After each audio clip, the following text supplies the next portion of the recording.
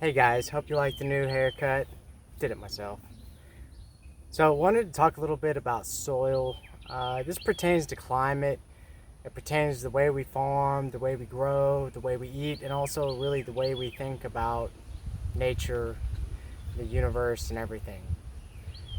So, and I want to use this bed that I have been working on to illustrate what I'm talking about.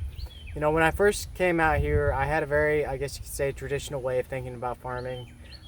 Pretty cut and dry. You till stuff up, you put some stuff in the soil, you put some plants in, and you let it grow, and then wait till they're done growing and producing, and then you pull them out of the ground, then you till it, and then you put something else in, right? And as I'm coming through this process of growth, both internally and out here in the field, I'm coming to understand that that's really the wrong way to go about things, because you're losing out on the most magical part of growth in the soil, which is, these almost like infinitesimal little magical creatures that have all these interactions with the soil, and they are busy and taking minerals from one thing and putting them in another thing, and the water, all these little spirits almost. We don't know how to explain how these processes work. Science doesn't know. The ancients didn't know, so they ascribed like a spiritual significance to them. They're little spirits that do all these little functions inside the soil and the water and the air, and they have names for them that are delightful to read about in our mythological history. But they're, whatever is going on, it's real, and it's an intelligence, and it is something that we can learn to kind of listen to, and to learn how to interact better with. And so this bed the other day, I have in here spinach, and the spinach is absolutely wonderful, but it's getting a bit too hot for the spinach, and it's not going to be producing a whole lot. So, I need to find something else to do with this bed. Now, this past season during the fall when I first started this, and I even did it on another bed a couple days ago. So this is something that like my understanding changes on a day-to-day basis. I would have just like cleared out all the spinach, and then I would have planted something new, you know. And I'm coming to this new understanding that that's really not the right thing to do. You want to leave things in the ground. You don't want bare soil. Like, that is the absolute worst thing for your beds, for the environment, for our climate, and for the health not only of our food that we eat, but also the health of the planet. You don't want bare soil. Bare soil is in fact the enemy. Like, that is the biggest challenge that we have when we're talking about climate change. It's not what's in the air. What's in the air is a result of what happens on the ground, and I think that it's a big lie about how we can tackle climate change by just focusing on the carbon in the air without really, and I mean really, really investing in what we're doing on the ground.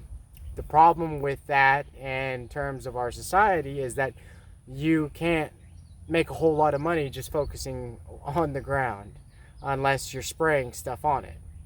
This is stuff that requires boots on the ground to manage herds, active management of pastures and grasslands, replanting trees.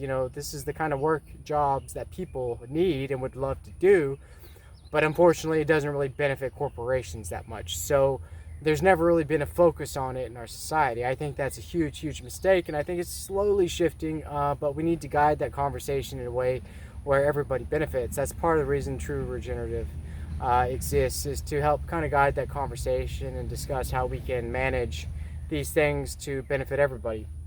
So, like, if you look here, I started by planting, this is a tomatillo plant, and what I came to is I just cleared out some of the spinach, and then I planted the tomatillo plant, and it's just bare soil around. And I left the spinach in this time around, which is good. That's progress, but it became clear to me yesterday that that's not good enough. Not only do you want to leave stuff in the ground, but you want to have the soil covered with something. Whether that is a landscape fabric, or whether it's some kind of mulch. Like here I'm using straw.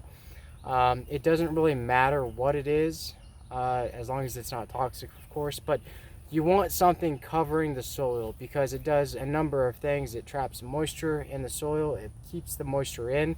We had a torrential rain not long ago, and it came through and it doused the ground that was parched. But now this bed is already pretty dry because it's uncovered. Now the beds that have straw on them, they're still moist and they will remain moist for a long time. And so this cover, it really promotes growth of different things like fungi, bacteria, and microorganisms and insects that allow, it gives them a home, and it really allows the development of the soil underneath it, where it can really grow and provide the kind of nutrients that are necessary for healthy functioning plants.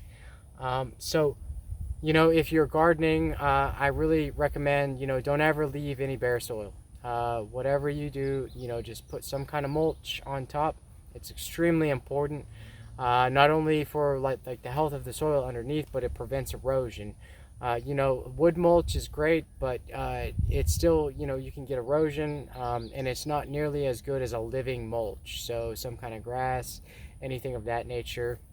But I think this is really the key to us having a better, more function, or a more equilibrated environment, is this understanding that we need to focus on the soil. We need to add more organic matter. We need to introduce livestock, other animals, in a manner where they replicate the herds of the past, which would come through, they would graze, they would poop, they would pee, fertilize, and then they would move on. And that's nature's fertilization and growth process, and it works. Nature doesn't make mistakes, nature doesn't lie.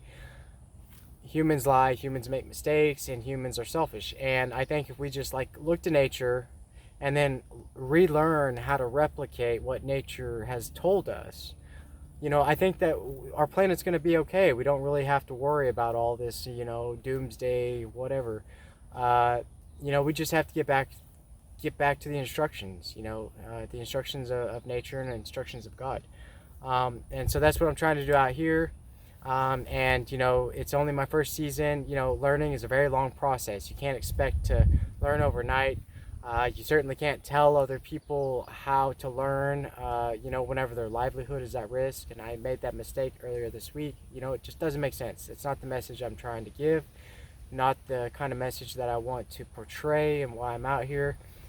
So this is a message of, finding ways that we can all work together to get through these problems that we have, so, that we don't really have to live through the end of the world. But anyway, I hope you guys enjoyed this one. Have a great week. Take care.